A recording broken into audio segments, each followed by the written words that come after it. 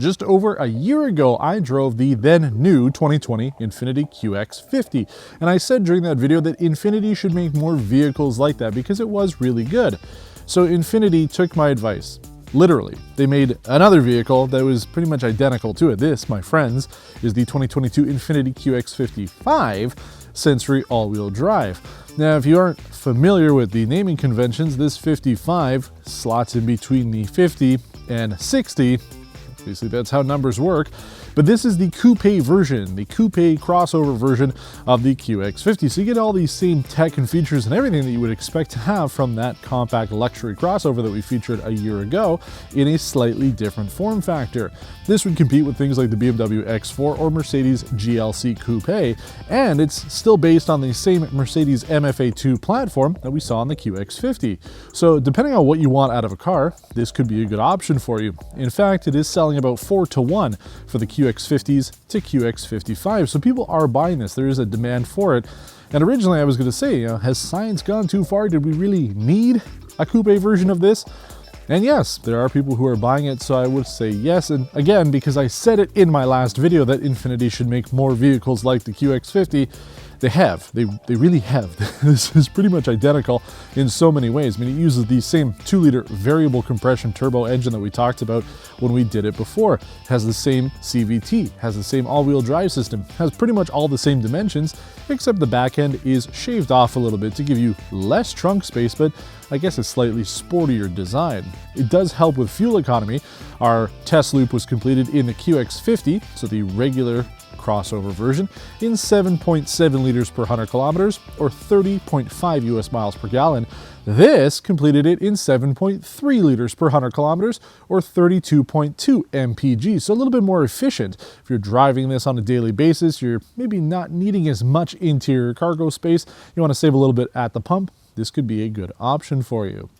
Now, we talked about 1 or 2 things that were missing on the QX50. Still seems to be the case here.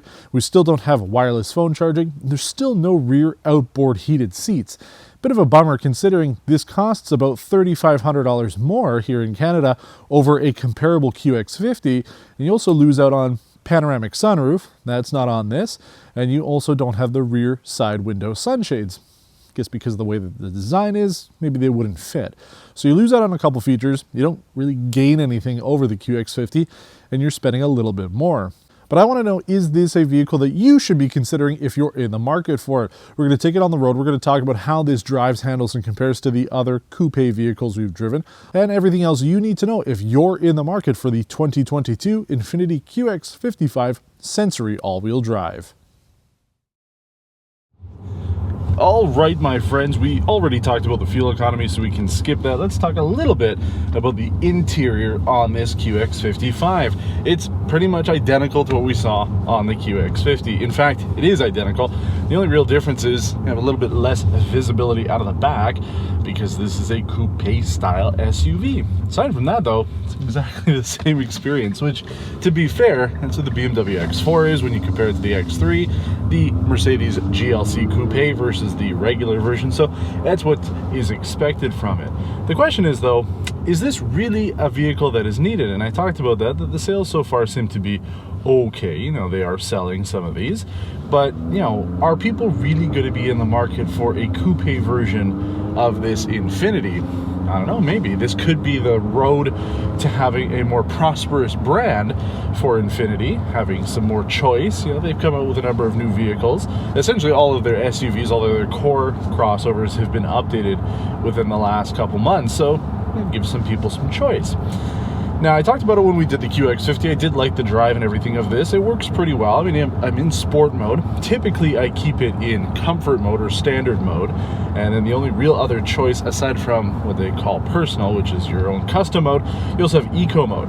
Now, the biggest changes between that isn't so much the transmission, you know, that lovely CVT that everybody loves, or the all-wheel drive system. It really comes down to the variable compression engine. So, for example, when I'm in eco mode, you can tell that the compression ratio has changed, and in fact there have been some times that I have been trying to go. You know, there's some traffic, so I'm in eco mode, I don't want to be wasting any gas that I don't need to be, but then all of a sudden things open up and I'm trying to go and there is no power. So the one thing I think could be improved, and really this is still, as far as I'm concerned, experimental, is the way that the variable compression system changes, when it needs to change the compression ratio in order to maximize fuel economy and performance, because it does take a little bit of time. There is that delay to it. So, you know, here's the thing. Yeah, it is interesting that Infiniti and Nissan spent the time, the R&D money to go in and make this type of engine when we are in a transition to non-gas vehicles, right? The future so far is in, right now, electric vehicles, but zero emission vehicles are definitely the way to be going. So they could have put that money into an electric, because right now there really isn't any offerings when it comes to Infiniti when you go electric, and that's where most of the luxury vehicles for the most part have been behind a little bit when it comes to the consumer brands. We're starting to see more, so I do hope that there will be some options for it, like a plug-in hybrid or something like that. But for the most part, the variable compression works. You'll just notice it a little bit more. The CVT is not my favorite. I really wish in this partnership between Mercedes-Benz and Infiniti and Nissan that they said, hey, you know what, we really like your platform, we really like the engineering that you've put into it. Can we also borrow that transmission that we're using for the Nissan Titan? If they had used that transmission on this instead, I think it would have been better, because I find, you know, normal driving, you're on the highway, you're in traffic, doesn't matter, it's okay. But when you're going to park, for example, putting the car into reverse, and then maybe you have to realign things a little bit, so you put it into drive, if you're doing those, you can like feel it and hear the transmission not doing what it should be. So that's a bit of a bummer. We talked about that, we continue to talk about it. You know, I guess it's also the direction that a lot of vehicles are going in, are CVTs, but it's a luxury vehicle, right? That's what Infiniti is targeting this as. I think it's a premium as far as I'm concerned. This is in the middle. It's not quite a luxury vehicle. It's not quite a consumer vehicle. It's a premium, but some people will argue that it actually is a luxury vehicle. Not with the CVT. But for the most part, the interior is quiet. It's comfortable. The seats, they're a little firm. Now, I'm a big guy. I sit here, no problem, but they are a little firm compared to some of the other seats in the segment. Getting in and out of the back, no problem at all. You know, anytime I'm filming the interior of these vehicles, all the B-roll that you see, I'm usually in the back seat for it.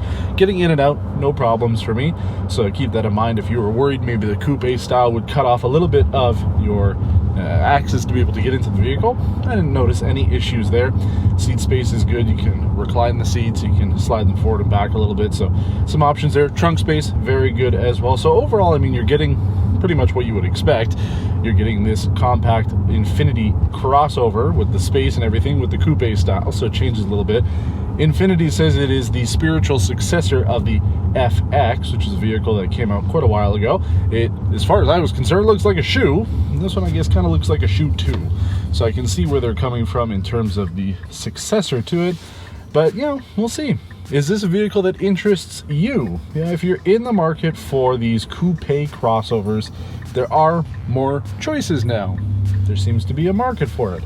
So is the Infiniti something that you would consider? Personally, I would just go, I mean, if I were buying this, I would go for the QX50, right? Get the regular crossover style vehicle. You get a little bit more in terms of a couple extra small features. The price is a little bit less. And, you know, overall, I think it's a decent looking vehicle. This does work. There's really nothing wrong with it aside from the CVT, and even that you'll eventually get used to. So for the most part, it works out well. Good job again to Infiniti. I know you took my advice literally and made the exact same car, just slightly different, but that's fine. That's the luxury segment these days. So let me know in the comments below what you think of the 2022 Infiniti QX55. Is this a crossover you would buy? Is it something that you would consider? Or are you skipping it and going for something else? And if you are going for something else, let me know in the comments below, because I obviously think that the most direct competitor to this would be the Acura RDX, even though they don't make a coupe version of it, but this segment kind of competes against the other Japanese luxury vehicles. So let me know in the comments below. Give a thumbs up to the video if you liked it, and consider subscribing if you haven't done so already. Until next time, thanks for watching and take care.